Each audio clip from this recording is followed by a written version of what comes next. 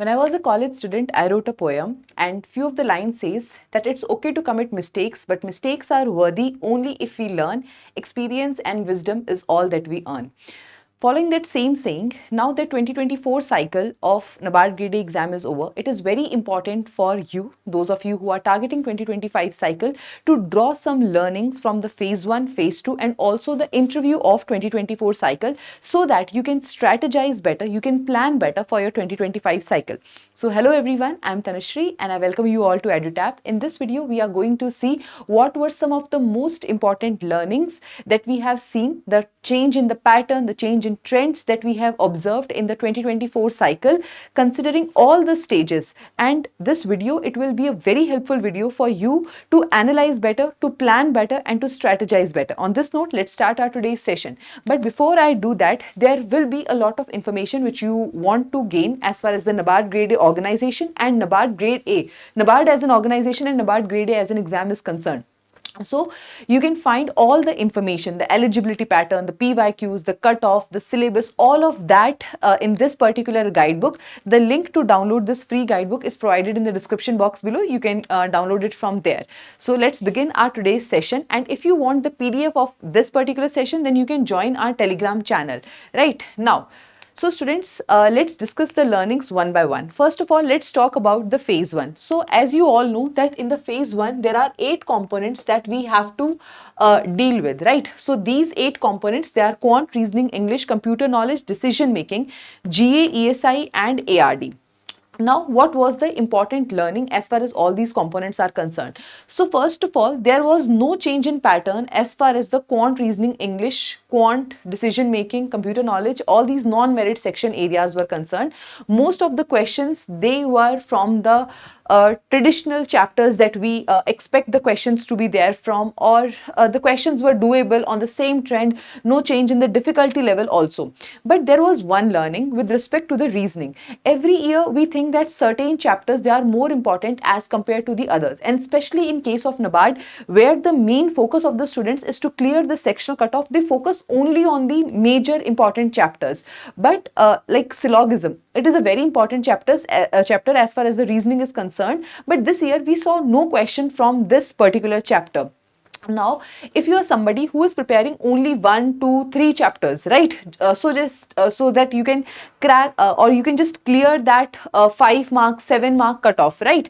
So this can be a little bit risky for you because something which is important this year might not be that important next year, right? There might not be any question from that chapter from in the next year. So I would request you that if you are preparing the non-merit section, the first thing is even if you are preparing the important chapters, at least prepare a couple of them, not just 1 or 2, but at least 5, 6 chapters should be prepared, so that even if there happens a change in the trend, some chapters they don't ask any questions from which are considered important, you have something to fall back on. Please prepare a cushion for yourself. Don't simply rely on a few important chapters, otherwise that will be a huge risk, right?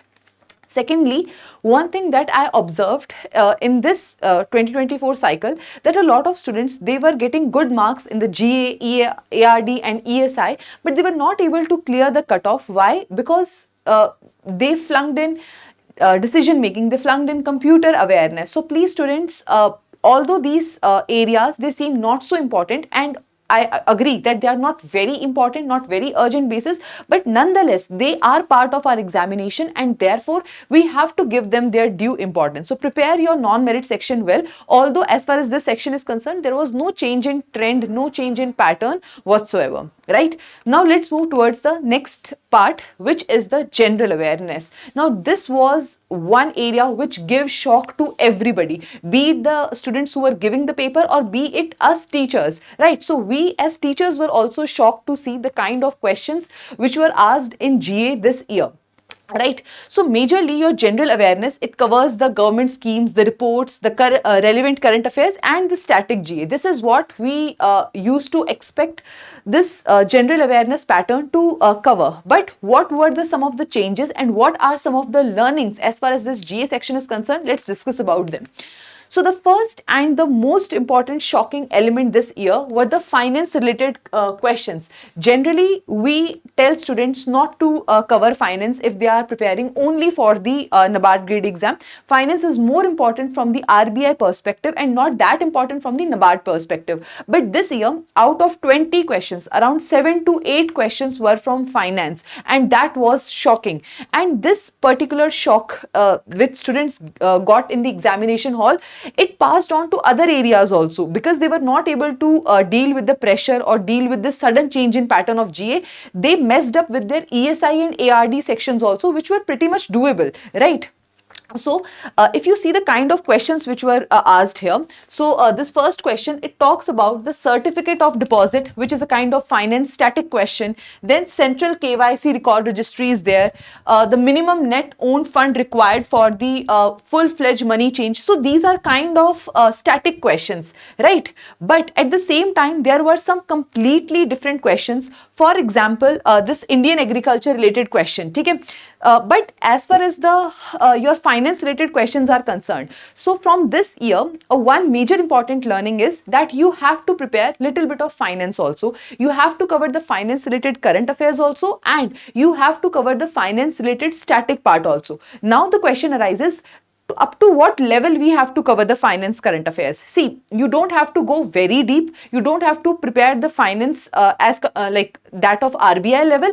That is not required here. But basic terms, basic chapters should be covered by you as far as your finance part is concerned for NABARD grade exam, right? The second learning was that there were a lot of random questions this year, right? For example, this Hindon Air Force Station question, right? So Sheikh Hasina, she like after she flew from Bangladesh, she came to India at Hindon Air Base. But on that basis, the kind of question that they have asked, like its position globally, it is a little bit random question, right? Similarly, the top, not among the top 5 most valuable companies in 2024. And similarly, the question which we saw here, the Indian Agriculture Research Institute launched a new variant of high yielding wheat seed. What is the name of this variant? So there was this report by IARI, and there were a lot of such varieties which were talked about. One such variety was asked here. So again, this was a completely random question. If you sit down to prepare for such kind of questions, the cost to benefit ratio, it is very, very less. Now, how to deal with these things? The way to deal with these things is that ignore them.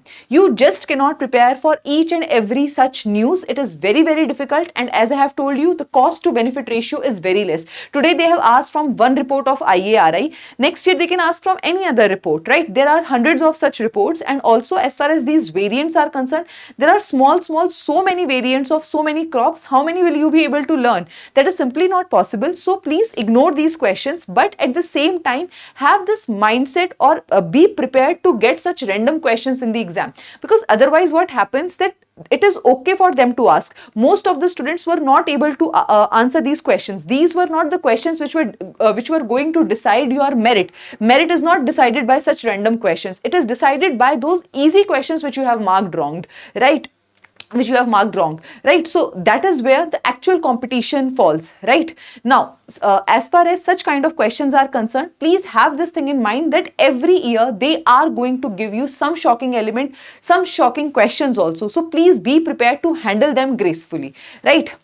And if you don't know the answer of such questions, it is perfectly fine. Most of the students, 99% of the students, they don't know the answer of such questions, right? Now, let's talk about the third part, the schemes part. Even this year, the schemes part was a little bit difficult. Why? Because if you see, like they have asked about the Saral Suraksha Bima Yojana by ADI. In NABARD paper, they are asking questions from ADI. Even RBI is digestible, but ADI, it becomes a completely out of box question. Okay? Similarly, they have asked the a scheme, voluntary retention route, which was launched by RBI. So again, such questions, such out of box questions from organizations which are not directly related to our NABARD syllabus, it gives, or it made the paper, the GA paper, a little bit difficult. But again, as I have told you, you cannot prepare for each and everything. You just have to learn the art of ignoring such questions or playing safely in such kind of questions, right?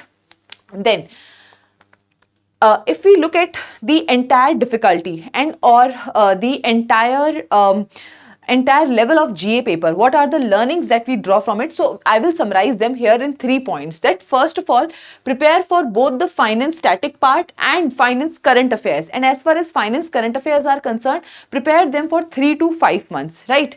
Now coming to the question that how to deal with such random questions, then I would say that rely less on this section as it is very random. Like GA is not the section which you can treat as your strength area or something you can rely on, right? As far as the merit section is concerned, your strength should be in the ESI part, in the ARD part, and not the GA part, because every year it is the GA which is a little bit tricky. It is the GA which often confuses the students, which often hits their confidence. So please don't put all your balls into this particular basket, in the GA basket, because it is actually very random and risky, right? The third important thing is maintain your confidence in the exam, right? So as I have already told you, these random questions, they don't decide the competition. They are not the merit deciding questions. The merit deciding questions are the easy ones, which lot of students marks wrong.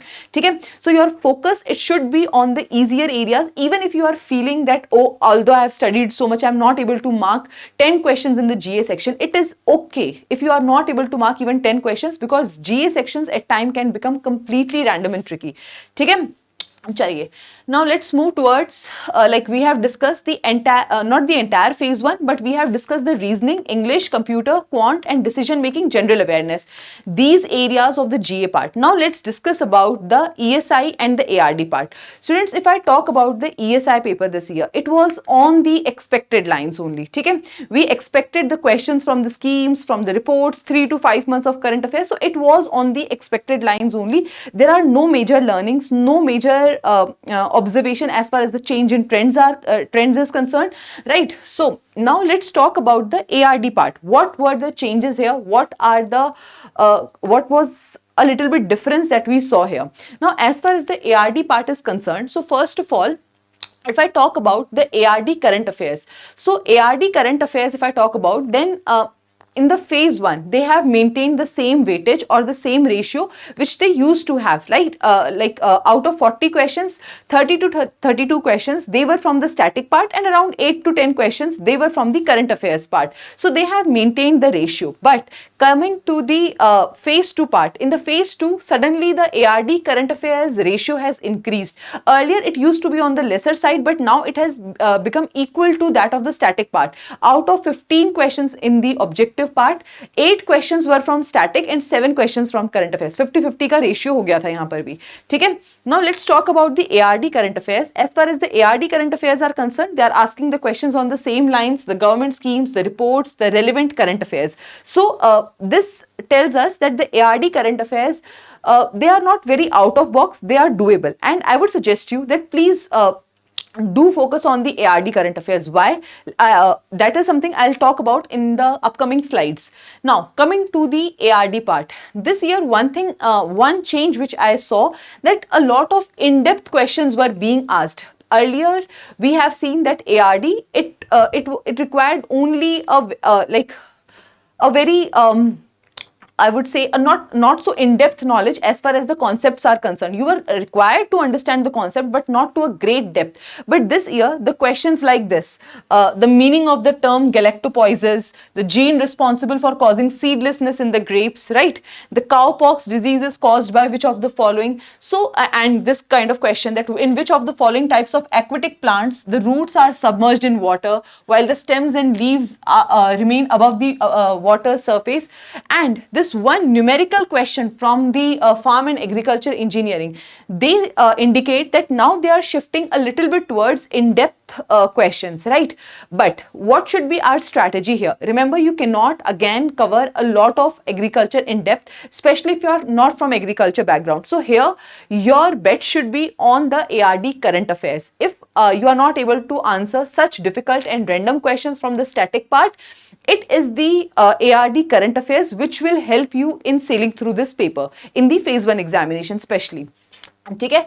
Now let's move towards the second important learning as far as the ARD is concerned. See, remember, most of the times we suggest students that there are 9 most important chapters as far as the ARD is concerned. But this time we saw that a lot of questions were there from the non-conventional chapters, or the chapters which we consider as not so important chapters, right? Questions were from those chapters also. So for example, if you see which of the following is an example of artificial ecosystem, which of the following regulatory bodies provide subsidies for the greenhouse farming, which of the following is not a recognized category under the IUCN red list. Also, this is a little bit doable question, but if you see that overall this ecology chapter, it was not a very important chapter, but this year we saw 3 to 4 questions from this particular chapter. So again, this reinforces the statement I made in the starting of this video, that when the time is less, you should focus more on the important topics. But